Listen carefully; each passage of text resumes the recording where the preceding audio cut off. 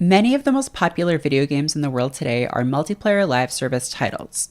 These games provide a constant drip feed of content with daily and weekly activities to complete that grant in-game rewards and provide good brain chemicals by making numbers go up. Destiny 2, Fortnite, Warframe, and more all use this model. But how did we get here? How did these kinds of games take over the industry? The obvious answer is money. If you make and sell a single-player game, that's one sale per player with maybe some additional income from expansions and DLC. But with a live service game, you can get players to purchase not just expansions, but battle passes, items that grant faster progression, and cosmetics they can show off to their peers. Financially, then, it makes sense that publishers would be interested in the live service model. But that only answers the supply side of the question. It doesn't explain why players are drawn to these kinds of games. And to explain that, we need to talk about the human brain. Maybe you've heard of dopamine, an organic chemical synthesized in the human body as well as in most animals. It's popularly understood as the pleasure chemical, but dopamine is actually associated with motivation. Anticipation of a reward increases dopamine levels in the brain and directs behavior towards seeking a particular reward. Dopamine isn't bad in itself. Without it, we might not have the motivation to do much of anything. Where things become problematic is when modern products and forms of entertainment, building off of developments in behavioralism and neurobiology, hook people with amounts of dopamine that would obliterate a medieval peasant. Video games, for instance. If you look at the history of video games, you can see a refinement in the techniques designers use to keep players invested. As a result, early games can seem indifferent or even downright hostile to players from a modern perspective. When you die in Donkey Kong, that's it. You have to start over. There are no tooltips explaining what you did wrong. There's no encouragement mechanic to give you a little boost. You don't get additional rewards for playing Donkey Kong every day, and your goal is simply to get a high score.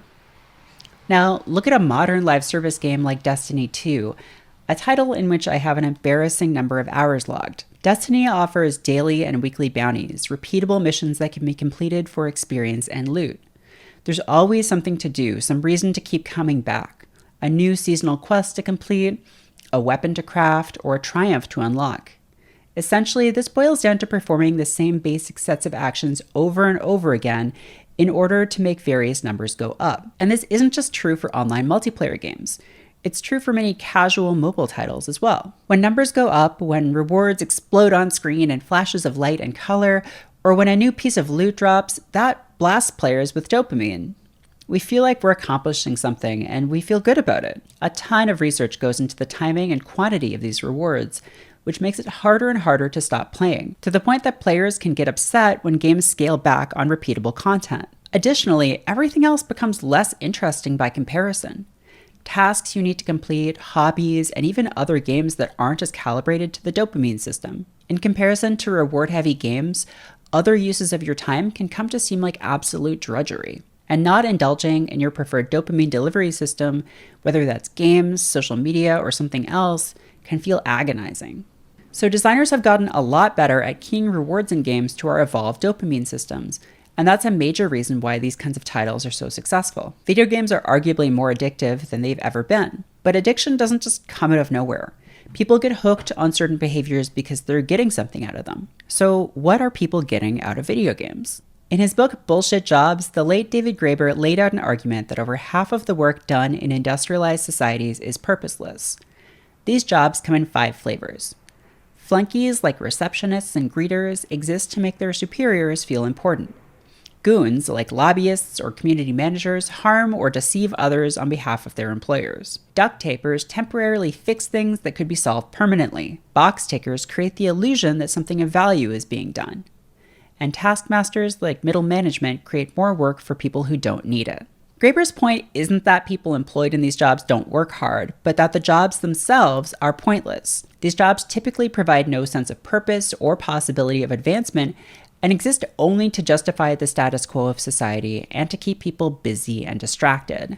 Now, if your job feels meaningless, or if you're unemployed and only see bullshit jobs out there, then anything that offers you a sense of accomplishment and progression is going to be extremely attractive. Video games, and especially live service games, are very good at doing just that. Earning new gear for your character, Leveling up and building your stats all contribute to a feeling that you're making progress. If you can then show these accomplishments off to other players, that can also feed a desire for status and recognition. So it's really no surprise that live games are so popular, both among players and publishers. And when you add in the fact that these kinds of games also allow for multiplayer interactions and community involvement, they don't just seem like replacements for work. They start to take on some of the historic qualities of churches as places where people regularly gathered to participate in shared activities. None of this is to say that live games are inherently immoral or harmful. I have some wonderful memories of running raids in Destiny 2 with my friends, and the repetitive nature of many live service games can make them relaxing activities to enjoy while listening to a podcast or audiobook. But I think their growth in popularity over the last decade or so reflects some pretty big societal issues. When we start to talk, even jokingly, about games as being second jobs, then it's worth taking a closer look at how and why we play them.